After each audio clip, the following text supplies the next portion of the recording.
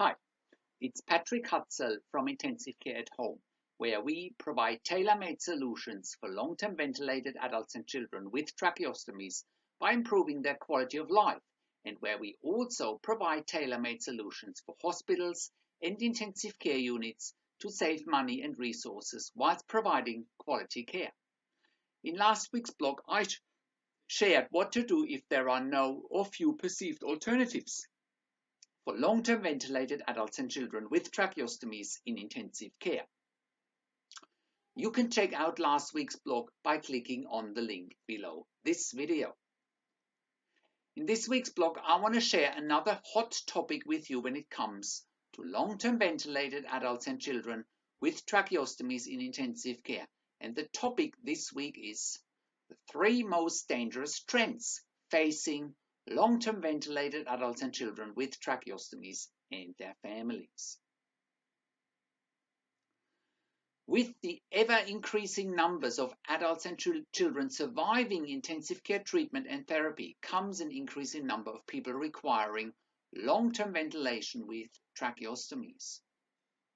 This also comes with huge challenges for intensive care units, their patients and their families. Often, long-term ventilated adults and children with tracheostomies in intensive care stay there for far too long, or they don't get given the chance to get a tracheostomy in the first place, because intensive care units are worried that patients take up precious, expensive and in-demand intensive care beds for too long. On the other hand, some intensive care units, especially in the United States, send their long-term ventilated patients with tracheostomies to long-term acute care, not giving them the option to go home instead with a service like intensive care at home. After having worked in intensive care for nearly 20 years in 3 different countries, as well as after having worked with many long-term ventilated adults and children with tracheostomies in an intensive home care environment, I know that most long-term ventilated adults and children with tracheostomies stay in intensive care or in long-term acute care for way too long and are denied quality home care for a number of reasons. Therefore, dangerous trends are emerging that need to be addressed in order to provide timely and cost-effective quality care that give patients and their families the best quality of life there is. Let's look at those dangerous trends in detail. Number 1. Long-term ventilated adults and children with tracheostomies are not given choice and options. When long-term ventilated adults and children with tracheostomies are in intensive care or long-term acute care for too long, they tend to be depressed because of their condition and their situation.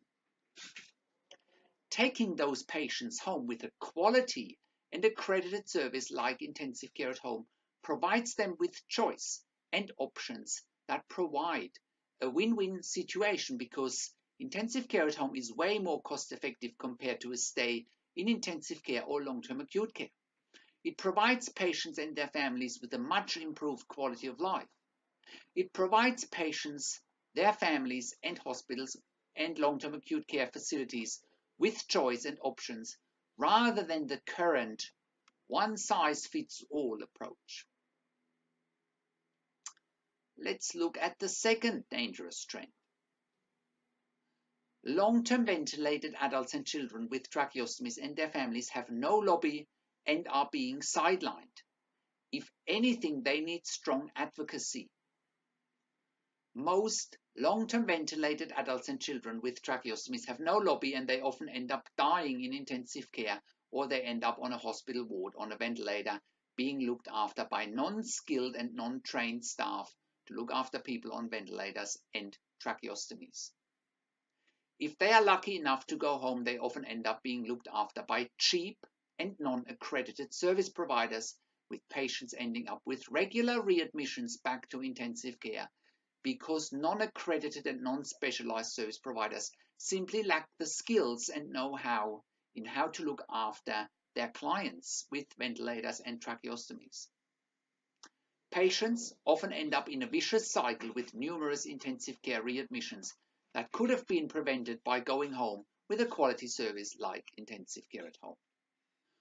What also happens quite regularly is long-term ventilated adults and children with tracheostomies going home with no support at all, leaving the burden on the family. Families are then often left with the dilemma of having to look after one of their family members whilst losing the ability to produce an income. Again, intensive care at home can help with all of those issues, as we have a proven concept to keep long-term ventilated adults and children with tracheostomies out of intensive care predictably. Number 3, many long-term ventilated adults and children with tracheostomies end up with inappropriate treatment limitations, such as NFR, not for resuscitation, or DNR, do not resuscitate orders. Many clinicians in intensive care are under the impression that life is not worth living when patients face long-term ventilation with tracheostomies. People have differing views, and that's great and needs to be respected. However, saying to somebody that living on a ventilator with a tracheostomy is a life not worth living simply limits the options for people that want to live at home with the right support structure and with the right family support. Many clinicians think that people on ventilators with tracheostomies have no quality of life, and that's simply not the case. They certainly have no quality of life in intensive care or long-term acute care, but they have quality of life at home when looked after by a quality service like intensive care at home. What are your thoughts? What would you want your family member to be, at home or in a hospital? Leave your comments on the blog. For more information and how we can help you, you can contact me on one of the phone numbers at the top of the website, or simply email patrick@intensivecareathome.com. That's Patrick, just with a K at the end. We are also currently hiring enthusiastic and experienced intensive care nurses, ideally with a critical care certificate, for some clients in Melbourne, Australia. We would also like to hear from you if you have a minimum of 2 years pediatric intensive care experience, as we have opportunities there as well. For more information, check out our career section or simply contact me. We are also a TAC approved service provider in Victoria, Australia, as well as a DVA approved community service provider in Australia. For options in the United Kingdom and USA and Canada, please contact me on one of the numbers at the top of the website. Thank you for tuning into this week's blog. This is Patrick Hutzel from Intensive Care at Home, and I see you again next week in another update.